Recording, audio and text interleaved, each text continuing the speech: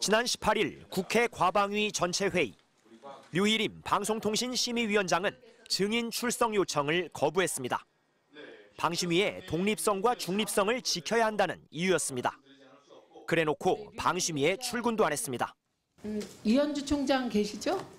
예. 네, 류일임 위원장 어디 계십니까? 오늘 휴가 내신 걸로 알고 있습니다. 휴가요.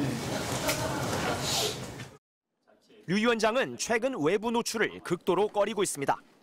지난 16일 대선 선거방송심의위 위촉식도 비공개로 진행한 뒤 언론에 사후 배포한 단체 사진 한 장에만 얼굴을 내비쳤습니다.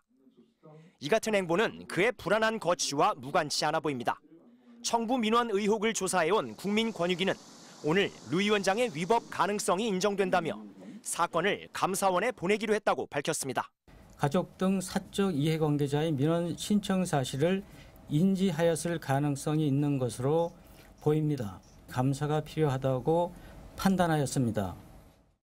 방심위 공익 제보자들이 신고서를 다시 넣은 지 불과 엿새 만에 나온 빠른 결정입니다.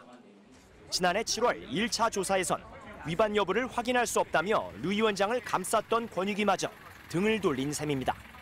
경찰 역시 지난 17일 류 위원장을 석 달 만에 다시 불러 조사했습니다.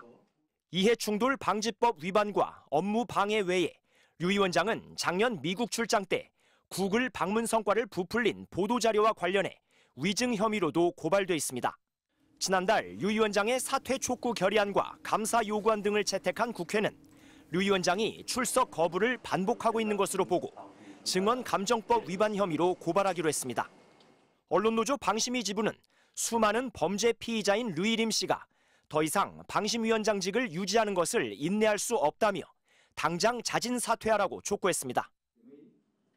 MBC 뉴스 이용주입니다. 비상계엄 선포 열흘 뒤인 지난해 12월 13일 국회 과방위는 계엄 관련 긴급 현안 질의를 열었습니다. 류일임 방송통신심의위원장도 증인 출석을 요청받았지만 오전과 오후 두 차례 토론회에 가야 한다며 불참했습니다. 그러나 오후 행사에는 안 갔고 그 시간 류 위원장은 엉뚱하게도 쓰던 휴대폰을 새 것으로 바꿨습니다. 윤 전 대통령 탄핵소추안이 국회에서 가결되기 하루 전이었습니다. 류 위원장은 석 달 뒤인 지난달 20일에도 다시 휴대폰을 교체했습니다. 이번엔 보안 기능이 강력한 아이폰이었습니다. 보름 전 자신의 핵심 측근이었던 간부가 청부민원 의혹 관련 양심 고백에 나서 경찰 재수사가 예상되던 시점이었습니다. 류일임 위원장에게 보고했습니까? 네, 보고했습니다. 보고하러 갔다 와서 위원장이 잘 찾았다고 극찬했다라고 말씀하신 일이 있습니까? 네, 맞습니다. 네. 왜 휴대전화를 자주 바꿨냐는 MBC 질의에 류 위원장은 함구하고 있습니다. 경찰의 재수사가 임박한 가운데 류 위원장이 가족과 지인들의 판박이 민원 사실을 알고 있었던 정황은 더 구체화됐습니다.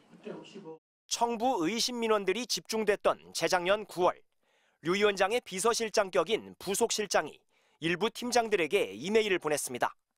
과거 류 위원장이 대표를 맡았던 단체 명의의 민원이 있는지 우선 확인해달라는 내용입니다. 그러자 40여 분 뒤 류 위원장의 지인이자 해당 단체의 대표인 박모 씨가 직접 민원을 취하했습니다. 부속실장이 나선 건 류일임 씨가 시켰다고 봐야 하고요. 류일임 씨는 민원인이 누군지 몰랐고 알아서도 안 된다고 계속 주장해 왔는데 당시에 이미 특정 단체의 민원을 확인하고 있던 게 드러난 거죠. 청부민원과 증거인멸의 정황을 보여주는 새 증거가 나온 만큼 철저한 조사가 필요합니다. 방심위 공익제보자들은 오늘 이 같은 내용의 신고서를 권익위에 추가 제출했습니다. 당초 류 위원장의 의혹을 자체 조사하라며 사건을 방심위에 돌려보냈던 권익위가 이번엔 어떤 태도를 보일지 주목됩니다. MBC 뉴스 이용주입니다. 재작년 9월 방송통신심의위원회 심의를 요청하는 민원이 폭주했습니다. 정부의 비판적 보도를 자주 했던 언론사들이 집중 표적이었습니다.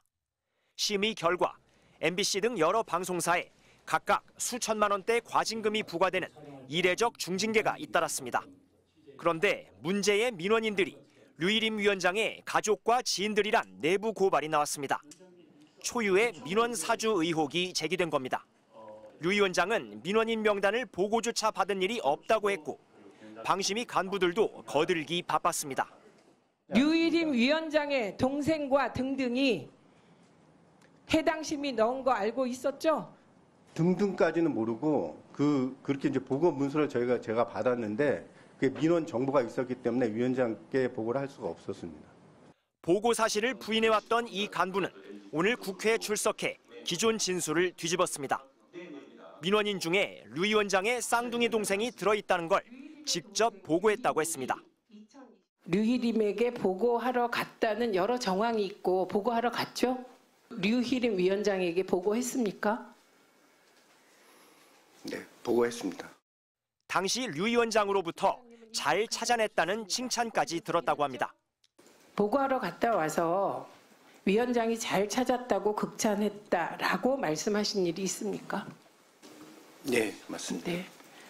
허위 진술을 한 뒤 류일임 위원장에게서 잘 챙겨주겠다는 말을 들었던 사실도 인정했습니다. 권익위 조사에서 류일임에게 보고하지 않았다라고 진술한 뒤 장경식 단장에게 류일임 위원장이 고맙다, 잘 챙겨주겠다라고 두 차례 말한 일은 있습니까? 네, 미안하다 이런 말씀도 같이 하셨습니다. 진술을 스스로 바꾼 이유도 설명했습니다. 사실과 다른 내용을 위원님들께 말씀드리면서 그 양심의 가책과 심적 고통을 많이 겪었습니다. 그래서 있는 사실은 있는 사실대로 이렇게 말씀드리는 게 맞겠다 싶었고요. 류 위원장은 수사가 진행 중인 사안을 언급할 수 없다며 국회에 출석하지 않았고 오전 중 방심위 사무실을 나가 복귀하지 않은 것으로 전해졌습니다. MBC 뉴스 이용주입니다. 특정 방송사를 징계하려고 가족과 지인 등 40여 명을 동원했다는 류일임 방심위원장의 민원 사주 의혹. 방심위 내부에서 이 의혹을 최초 제보한 공익신고자들이 스스로 얼굴을 드러냈습니다. 공익신고를 진행한 이후에 오늘처럼 신분을 드러내는 일이 없기를 솔직히 바랬습니다. 이미 충분한 증거로 신고하였고 이들은 지난해 9월 류 위원장의 취임 직후 수상한 민원들이 접수되자 경위 파악에 나섰습니다. 9월 4일부터 이제 뉴스타파 인용 보도 관련된 민원이 저희 방심위로 들어오기 시작합니다. 5일 이후에 류일임 씨의 쌍둥이 동생 그리고 아들이 민원을 넣었다는 사실을 동료 직원들로부터 듣게 됩니다. 비슷한 내용의 민원 수십 건에서 류 위원장의 동생과 지인들의 이름이 무더기로 발견됐고 인터넷 검색 등을 통해 민원인 20여 명을 류 위원장의 사적 이해관계자로 파악했습니다. 공적기구의 구성원으로서 비리나 공익침해를 신고해야 할 책임이 있다고 강조했습니다. 월급을 받아서 가족을 건사하는 직업인으로서 위원장의 비리를 알린다는 것은 두려운 일이 아닐 수 없었습니다. 두려움을 넘을 수 있게 해준 것은 직업적인 양심 그리고 동료와 회사의 미래에 대한 책임감이었습니다. 이들은 지난해 12월 이해충돌 방지법 위반 의혹으로 류 위원장을 국민권익위원회에 신고했습니다. 그러나 권익위는 조사 착수 6개월 만에 사건을 방심위로 돌려보냈고 류 위원장의 측근이 조사를 맡은 방심위는 최근 조사 기한을 스스로 연장해 논란입니다. 경찰 역시 류 위원장에 대한 수사는 지지부진한 반면 공익신고자 보호법과 부패방지법상 보호 대상인 제보자들을 향해선 두 차례나 압수수색에 나서는 등 속도를 내고 있습니다.